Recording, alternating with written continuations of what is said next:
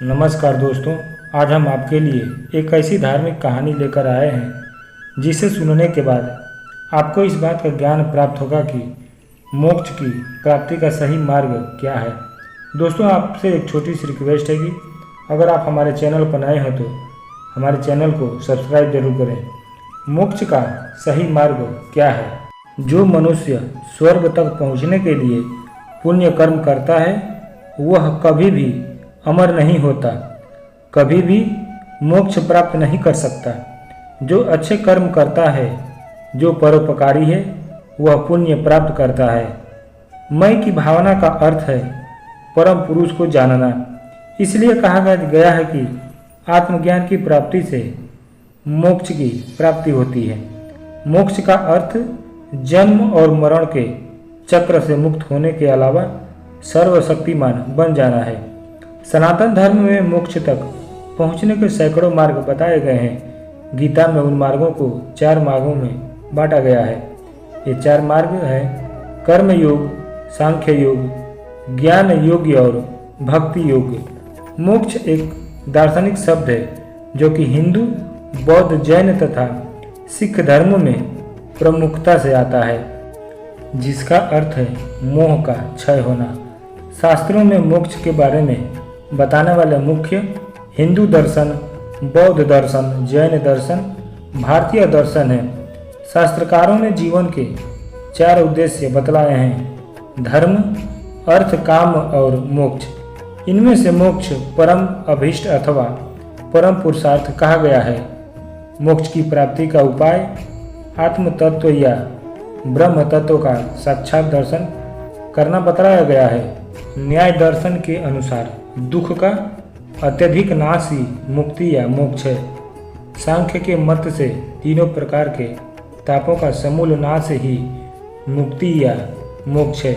वेदांत में पूर्ण आत्मज्ञान द्वारा माया संबंध से रहित होकर अपने शुद्ध ब्रह्म स्वरूप का बोध करना मोक्ष है। तात्पर्य यह है कि सब प्रकार के सुख, दुख और मोह आदि का छूट जाना ही मोक्ष है। मोक्ष की कल्पना स्वर्ग, नरक आदि की कल्पना से पीछे की है और उसकी अपेक्षा विशेष संस्कृत तथा परिमार्जित है। स्वर्ग लोक की कल्पना में यह आवश्यक है कि मनुष्य अपने किए हुए पुण्य व शुभ कार्य का फल भोगने के उपरांत फिर इस संसार में आकर जन्म ले।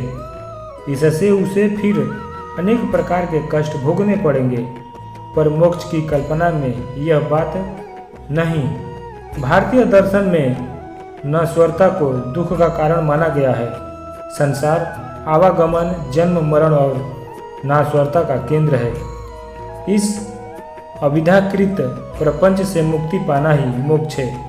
प्राय सभी दार्शनिक प्राणियों ने संसार के दुख में स्वभाव को स्वीकार किया है और इससे मुक्त होने के लिए कर्म मार्ग या ज्ञान मार्ग का रास्ता अपनाया है। मोक्ष इस तरह के जीवन की अंतिम परिणति है।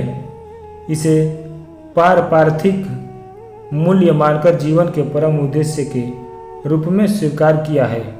मोक्ष को वस्तु सत्य के रूप में स्वीकार करना कठिन है। फलतः सभी प्राणियों में मोक्ष की कल्पना प्रायः आत्मवादी है। अंत तो गत्वा यह एक व्यक्ति अनुभूति ही सिद्ध हो पाता है। सबसे पहले तो पुण्य या पाप से मुक्ति नहीं मिलती।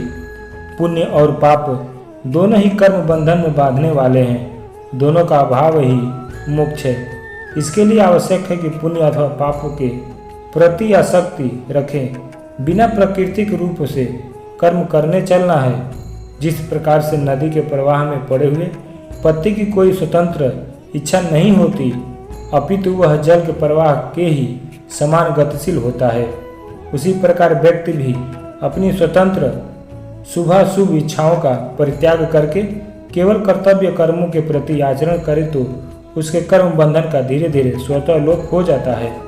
यद्यपि विभिन्न प्राणियों ने अपनी अपनी ज्ञान मंशा के अनुसार मोक्ष की अलग अलग कल्पना की है, तथापि अज्ञान दुख से मुक्त हो सकता है।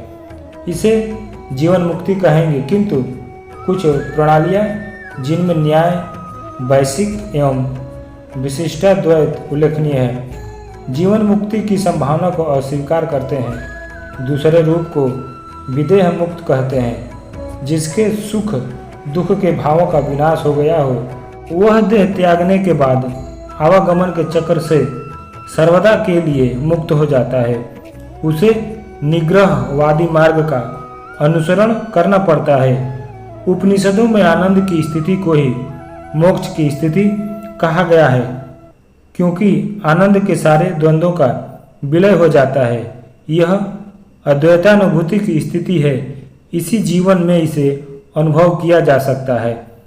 वेदांत में मुमुक्षु को श्रवण, मनन एवं निधिध्यासन ये 3 प्रकार की मानसिक क्रियाएं करनी पड़ती है। प्रक्रिया में नानात्व का जो अविद्याकृत है विनाश होता है और आत्मा जो ब्रह्म स्वरूप है उसका साक्षात्कार होता है।